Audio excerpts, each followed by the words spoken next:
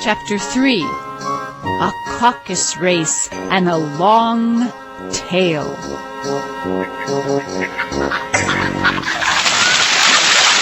They were indeed a queer-looking party that assembled on the bank. The birds with draggled feathers, the animals with their fur clinging close to them, and all dripping wet, cross, and uncomfortable. The first question, of course, was how to get dry again.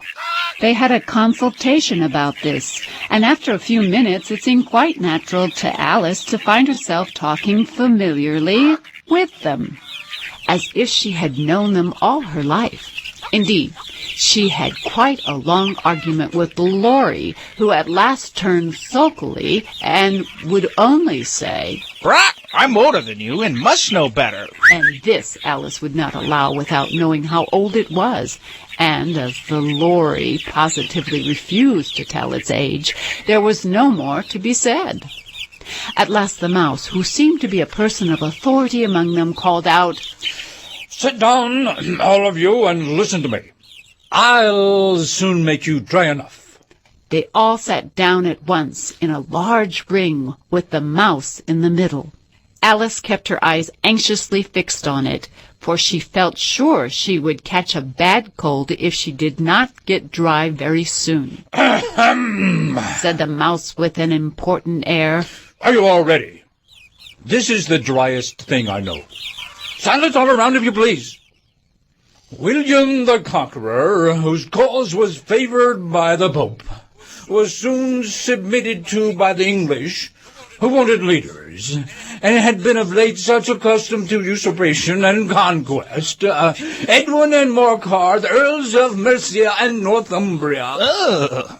Said the Laurie with a shiver. "I beg your pardon," said the mouse, frowning but very politely. "Did you speak?"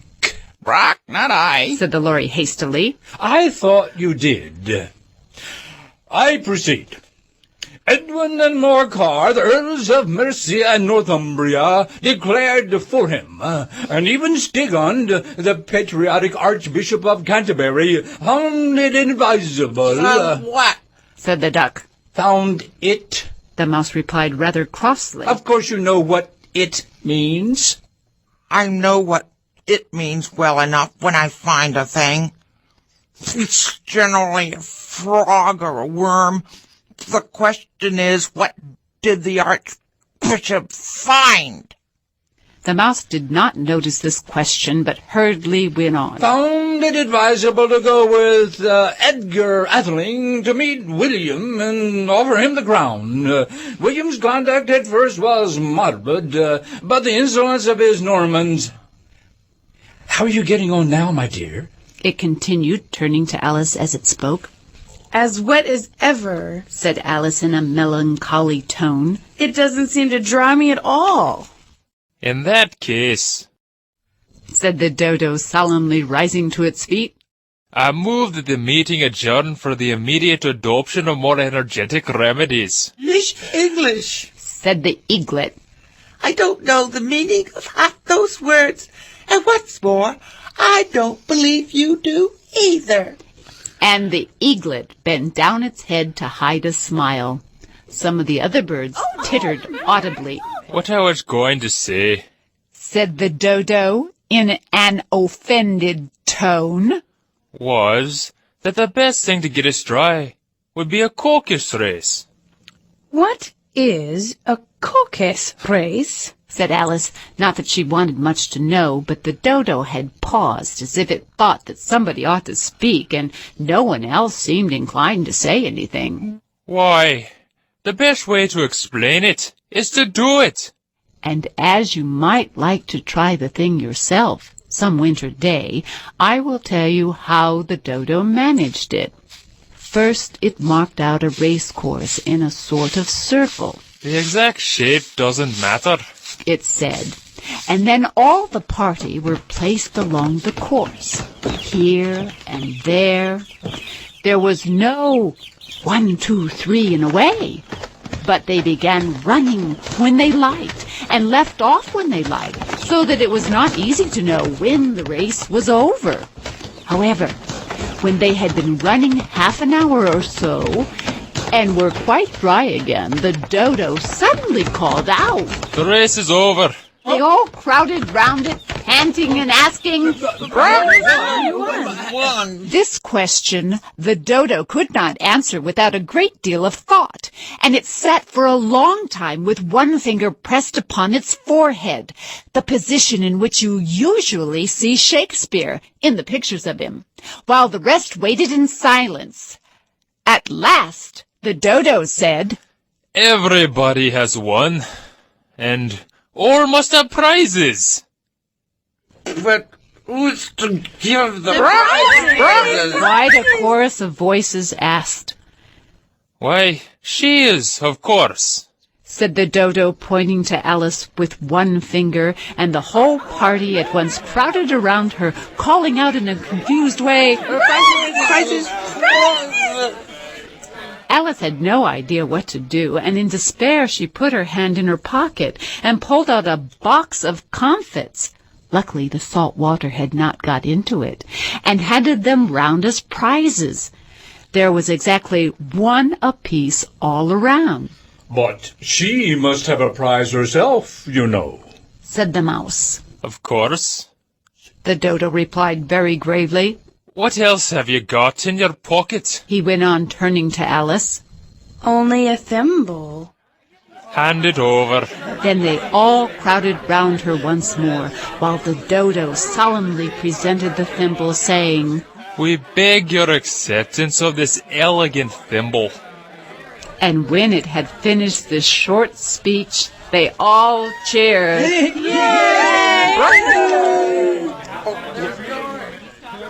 Alice thought the whole thing very absurd, but they all looked so grave that she did not dare to laugh, and as she could not think of anything to say, she simply bowed and took the thimble, looking as solemn as she could.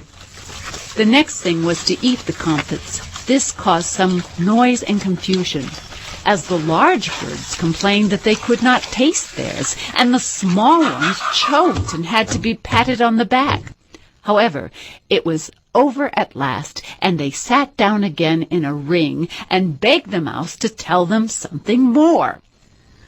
You promised to tell me your history, you know, and why it is you hate C and D, she added in a whisper, half afraid that it would be offended again. Mine is a long and sad tale, said the mouse, turning to Alice and sighing. It is a long tail, certainly, said Alice, looking down with wonder at the mouse's tail. But why do you call it sad? And she kept on puzzling about it while the mouse was speaking, so that her idea of the tale was something like this. Fury said to a mouse, they met in the house, let us both go to law. I will prosecute you. Come, I'll take no denial. We must have a trial, for really this morning I've nothing to do. Said the mouse to the cur, such a trial, dear sir, with no jury or judge, would be wasting our breath. I'll be judge, I'll be jury, said cunning old Fury. I'll try the whole cause and condemn you to death. You are not attending, said the mouse to Alice severely. What are you thinking of? Oh, I beg your pardon, said Alice very humbly. You had got to the fifth bend, I think. I had not, cried the mouse sharply and very angrily. Not, said Alice, always ready to make herself useful, and looking anxiously about her. Oh, do let me help to undo it. I shall do nothing of the sort, said the mouse, getting up and walking away. You insult me by talking such nonsense. I didn't mean it, pleaded poor Alice. But you're so easily offended, you know. The mouse only growled in reply. Please come back and finish your story, Alice called after it, and the others all joined in chorus. Hey, please do.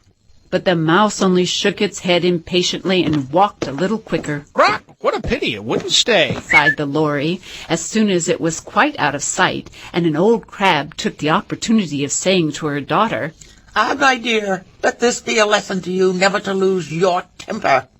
Hold your tongue, Ma, said the young crab a little snappishly. You're enough to try the patience of an oyster. I wish I had had our dine here. I know I do, said Alice aloud, addressing nobody in particular. She'd soon fetch it back. Right. And who's Dinah, if I might venture to ask the question? Said the Lory. Alice replied eagerly, for she was always ready to talk about her pet. Dinah's our cat, and she's such a capital one for catching mice you can't think. And, oh, I wish you could see her after the birds. Why, she'll eat a little bird as soon as look at it. This speech caused a remarkable sensation among the party. Some of the birds hurried off at once. One old magpie began wrapping itself up very carefully, remarking, "I really must be getting home. The night air doesn't suit my throat." And a canary called out in a trembling voice to its children, "Oh, come away, my dears. It's high time you were all in bed." On various pretexts, they all moved off, and Alice was soon left alone. I wish I hadn't mentioned Dinah, she said to herself in a melancholy tone. Nobody seems to like her down here. I'm sure she's the best cat in the world.